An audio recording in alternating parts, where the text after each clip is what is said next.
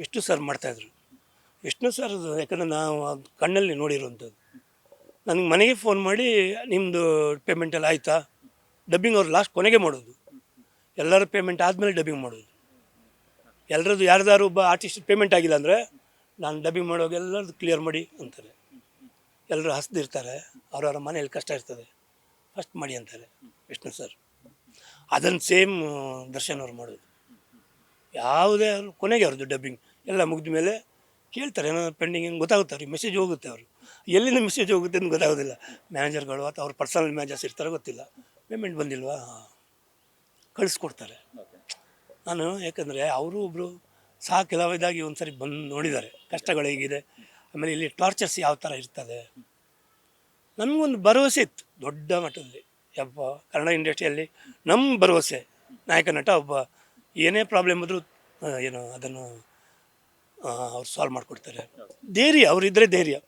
ಇವಾಗ ಅವ್ರಿಗೆ ಹೀಗಾಯ್ತಲ್ಲ, ಇನ್ನು ನಾವು ಹೇಗೆ ಇದು ಮಾಡ್ಕೊಳ್ಳೋದು, ಲೈಫ್ ಹಿಂಗೆ ಮುಂದೆ ಏನು ಯೋಚನೆ ಮಾಡೋದು, ಆ ರೀತಿ ಭಯ ಹೋಗುತ್ತೆ. ದರ್ಶನ್ ಅವ್ರಿಗೆ ಹಿಂಗೆ ಆಗಿದೆ ಅಂದಾಗ ಈ ಕಾರಣಕ್ಕೆ ಒಂದು ಭಯ.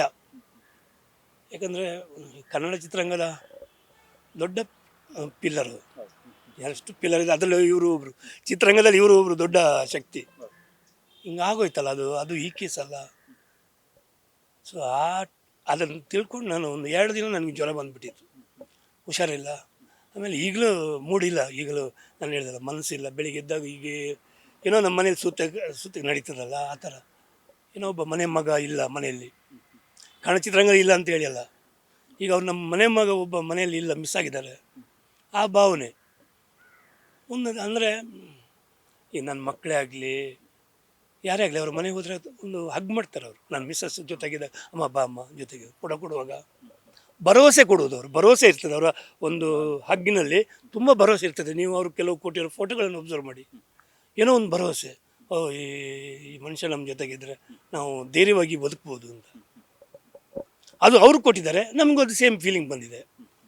ಇವಾಗ ಆ ಭರವಸೆಗೆ ಸ್ವಲ್ಪ ಧಕ್ಕೆ ಬಂದಿದೆ, ಈ ಥರ ಇದಾಗಿದೆ. ಹಿಂಗೆ ಏನಕ್ಕೆ ಹೀಗಾಗೋಯ್ತು? 3 ದಿನ ಅಂದರೆ ನಾವು ಏನಂದರೆ 3 ದಿನ ಸ್ವಲ್ಪ ಅಪ್ಸೆಟ್ ಆಗಿದೆ. ಮಾಡಬಾರ್ದಿತ್ತು, ಬೇಡ ಇತ್ತು. ಏನು ನಮ್ಮ ನ್ಯೂಸ್ ಚಾನಲ್ ನೋಡಿಕೊಂಡು ಏನಾಗಿದೆ ಗೊತ್ತಿಲ್ಲಲ್ಲ. ಅದಾದಮೇಲೆ 3 ದಿನ ಬಿಟ್ಟು ನಮಗೆ ಗೊತ್ತಾಗಿದ್ದು, ಅದ್ಯಾವುದೋ ಹುಡುಗಿ ವಿಷಯಕ್ಕೆ ಫೋಟೋ ಬಂತು, ಈ ಥರ ಅವನು ಏನೋ ಫೋಟೋ ಕಳಿಸ್ತಾ ಇದ್ದ. ಮನಸ್ಸಿಗೆ ಸಮಾಧಾನ ಆಯಿತು. ಹಾಗಾದರೆ ಇವರು ಯಾರೋ ನಿರಪರಾಧಿಗೆ ಹೊಡೆದ ಥರ ಕಾಣ್ತಾ ಇಲ್ಲ.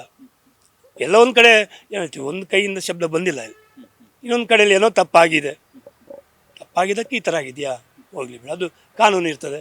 ನನ್ನ ಮನಸ್ಸಿಗೆ ಸಮಾಧಾನ ಆಗೋಯ್ತು. ಯಾಕಂದರೆ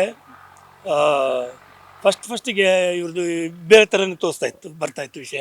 ಹೀಗೆಂತೆ ಆ ಥರ ಡ್ರಿಂಕ್ಸ್ ಮಾಡಿದ್ರು, ಆ ಕೋಪ ಕೊಡಿದ್ರು, ಹಂಗೆ. ನ್ಯೂಸ್ ಫಸ್ಟ್ ನಿರ್ಭೀತಿಯಿಂದ ನಿಮ್ಮ ಪರವಾಗಿ.